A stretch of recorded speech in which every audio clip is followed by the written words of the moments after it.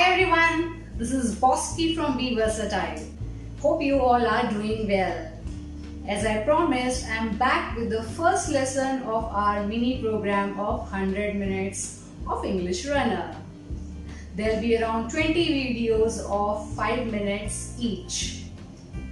The aim of launching this mini program is to extend help to those English learners who wish to upgrade their English language skill.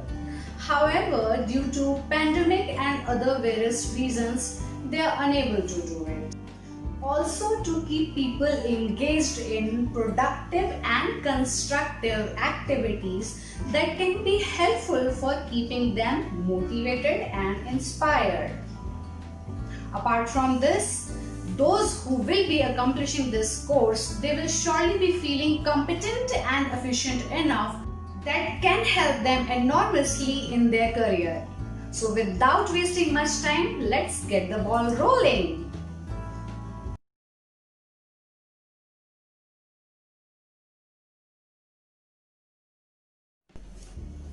Our first lesson is nouns. We all have studied nouns in our school days. Since we are doing English grammar right now, so let's brush it up once again. What is the definition of nouns, or what do you understand by nouns? In simple words, you can say that all naming words are nouns.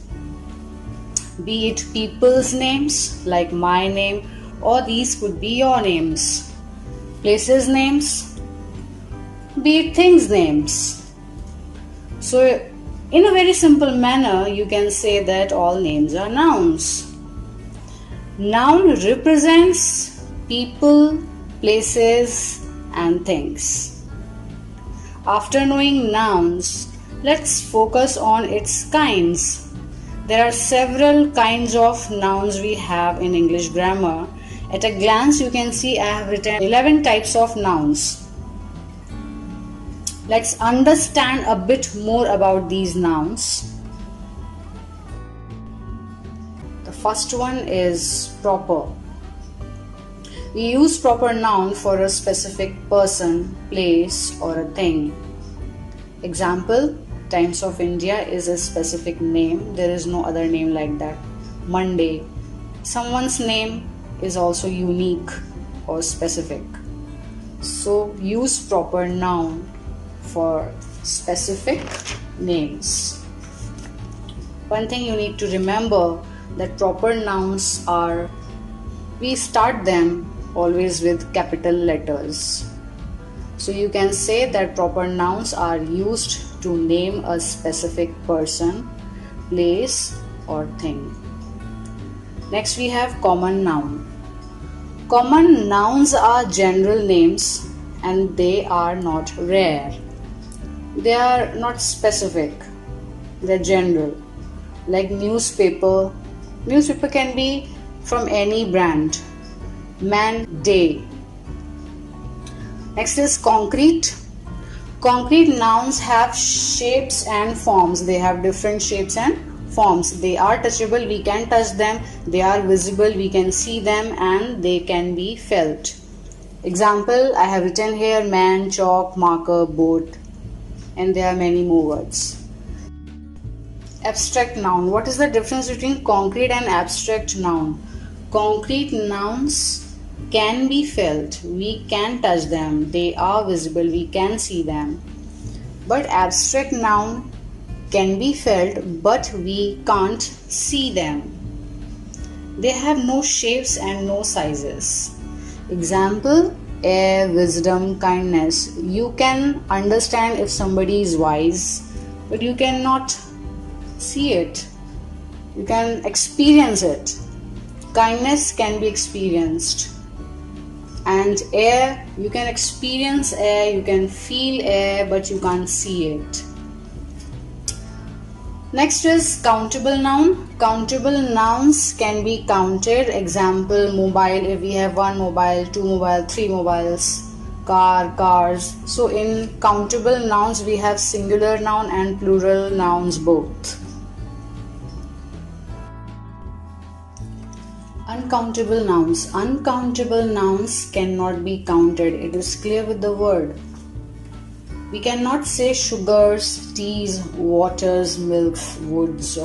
Uncountable nouns refer to substances, liquid and abstract forms. We can measure it when you go and buy sugar from market. The shopkeepers measure it and then they give it to you. But you cannot count its each particle. It is difficult. So they come into uncountable nouns. Like happiness, you cannot count one happiness, two happiness. Then we have a possessive noun. Possessive nouns show possession by someone or something. In this example, this noun marker, it is telling you that it belongs to Faber-Castells. In this example, people's choices, people's is possessive noun. How do we write possessive noun? By putting apostrophe and s. So in this example, people's choices, this noun which is in plural, it is telling that this plural noun belongs to people. I hope it is clear to you. Let's move on to collective noun. It refers to a group of people, things, animals as one whole. You cannot separate it. Or in other words, you can say that names given to a collection of people, animals or things are called collective noun. Like army, team, classes. We have many students in a class, but you are not counting them separately. So you are referring to the group of people as one. Next is compound noun. Compound nouns are the combination of two or more smaller words like washing machine, myself, self-confidence. So here you get two words all together. Sometimes you give spaces like I have given here between washing and machine. You can see the space here. So compound nouns, sometimes they come with spaces. At times they are without spaces. There is no space, as you can see. And they also come with hyphens.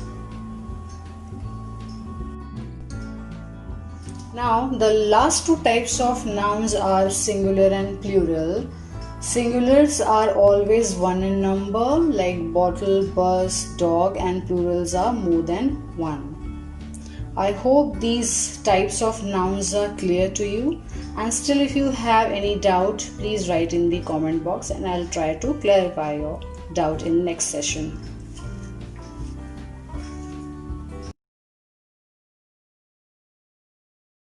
Since we have done types of nouns, I have got this activity for you to do.